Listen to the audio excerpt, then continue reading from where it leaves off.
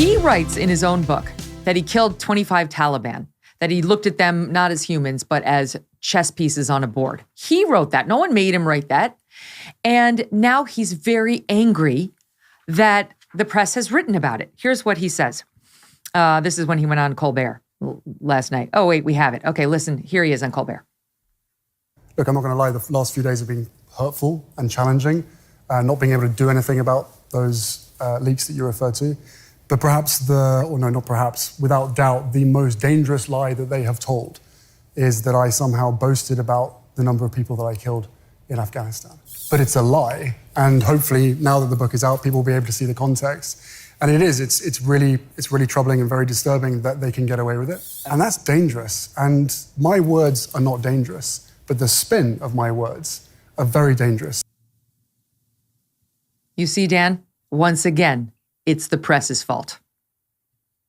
Always the fault of the media, isn't it, Megyn? We're seeing this more and more with Harry and Meghan. They never take responsibility, even for their own words. So first we saw them roll back on those claims to Oprah Winfrey that there was a racist running around at the senior levels of the royal family. All of a sudden, no, we didn't mean there was a racist. Just there's a lot of unconscious bias going on. Now that there has been a significant backlash to these comments from Harry about the 25 members of the Taliban, who he claims that he killed when in service there as part of the British Army, all of a sudden it is the fault of the British media for reporting his exact words. This is a man baby who isn't even able to claim credit for his own words. This is something you time and again in Spare Meg. It's never Harry's fault, ever. It's always someone else's fault. It's either the Queen's fault, or King Charles's fault, or William's fault, or the fault of his school teachers. But largely, as you have pointed out, it's the fault of folk like me, members of the British media. We are the devil. We are dangerous. We are evil. Actually, if you listen to the members of the military at the senior levels of the military in the UK, they're not complaining about the coverage of Harry's words. They're complaining about the fact that he has made this revelation at all. Now, they're the experts on the Taliban and the military, Megyn. I'm not. But they have made it very clear over the past couple of days that this passage in Harry's book now significantly increases the security risks, not just to Harry and his immediate family in Montecito, but to the entire royal family, to the King, to William, and actually to British people overall, because the Taliban are using this and there are increasing threats being made, in particular to the people of London. By the way, man baby even got a laugh out loud out of Abby, which is a big A+. She's a cynical newswoman like I am, sitting next to me all day. It takes a lot to make her laugh out loud, but you did it, Dan. On the Taliban thing. So let's give him the benefit of the doubt and say what he's mad about is that they called it a boast. And he wants to say it wasn't a boast. First of all, that's a matter of opinion. And there have been a lot of ex-military saying that's how we view it. There was absolutely no reason to disclose it. You might have tried to couch it in sort of a self-revelatory, like I'm reflecting on my time, but we all see it as what we think it is, which is a brag. And so they're entitled to their opinion. Too bad Harry wants to control everybody's thoughts and feelings and statements, not just ours, but even former military who were offended by the statement. Like it's what's dangerous is how you reacted to it, not what I actually said. But here's how he's now trying to spin it. This is so absurd. He says the reason he chose to write about his kill count was to reduce the number of suicides among military veterans. I made a choice to share it because having spent nearly 2 decades working with veterans around the world, I think the most important thing is to be honest and to give space to others to share their experiences without any shame. Well, Colonel Kemp, who commanded Operation Fingal in Afghanistan in 2003, told the Mail Online he did not think that revealing the number would help any healing journey and that it's given the Taliban more fuel for propaganda. Of course, here he is again. He's so altruistic, Dan. He's such a stallion. That's his own word in his book. He's such a stallion. And so, but he can't take credit for it. Even this was just to help others. It wasn't to make him look like a tough guy. Oh, no, indeed. And he doesn't make any mistakes ever. But actually, what's so disturbing is when you really dig down into the campaign going on here, what Harry wants is the free British press to be controlled, to be limited. Yep. He's actually calling, and he laughs in the face of his father at one point, King Charles, when he says to him, look, dear boy, it's impossible for the institution to control the media. And Harry laughs in his face. He is living in a world where he genuinely believes that the British royal family should be able to control what someone like me as a British citizen can write and publish or broadcast. And so Harry thought that it was absolutely fine for him to include all of this information in his book, which we remember he's making millions and millions of dollars for, but it wasn't right for the British press to report on the ramifications of him making this comment. And so I would put it back to Harry, the Duke of Sussex, that you're the dangerous one. You're the dangerous one because you want a British society where there is no freedom of the press. And remember, Megyn, we don't have the constitutional protection here in the UK that journalists and broadcasters like you have in the US. So I actually think what he's calling for is chilling. Yeah, he called the First Amendment bonkers that we luckily have over here. He doesn't believe in it. He doesn't believe in the principle of free speech or the free press, here or there. And this is embodied in his attack.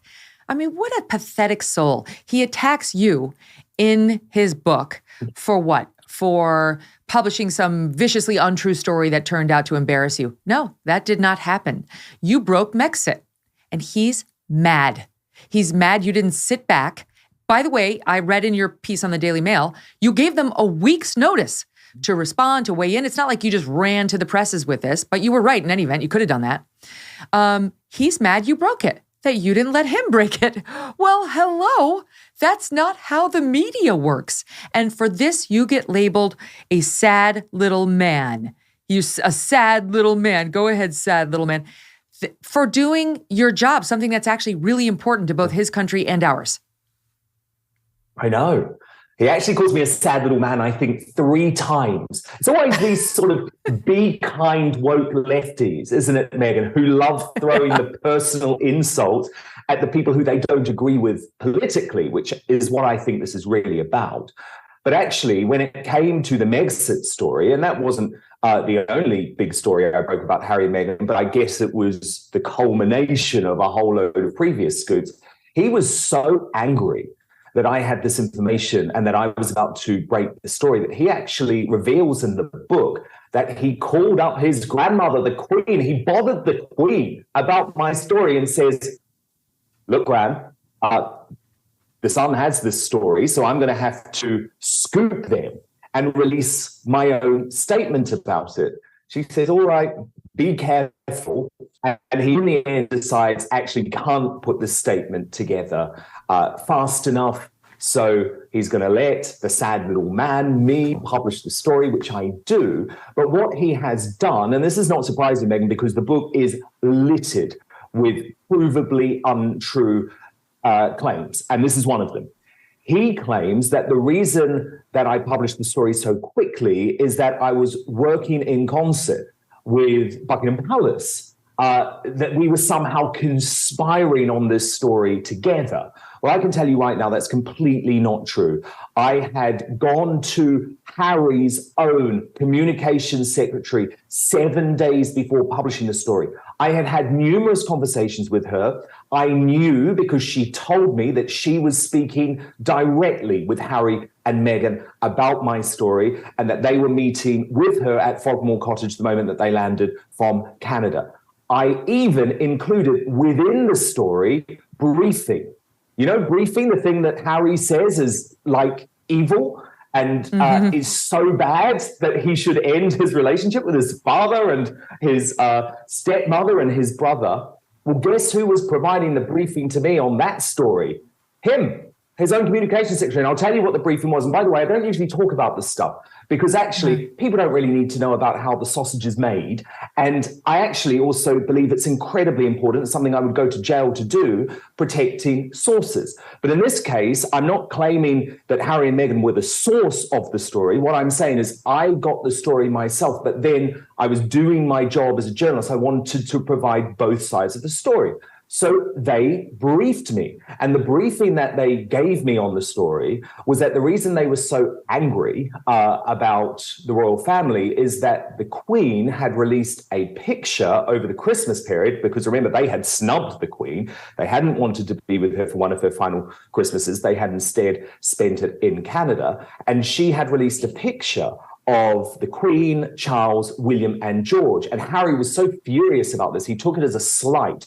And he thought it was a sign from the monarch that she was saying to Harry and Meghan, you're not going to be a part of the monarchy in the future. And that was one of the reasons that they were so angry and that they started to speed up, I guess you would say, the discussions about Megxit.